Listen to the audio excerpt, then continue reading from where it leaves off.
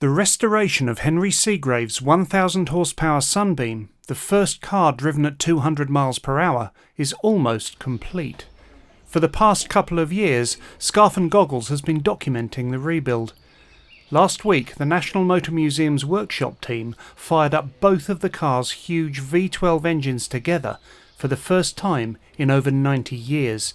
I was delighted to be invited along. A new episode about the Sunbeam's restoration is on its way. In the meantime, turn your speakers up and enjoy this historic moment.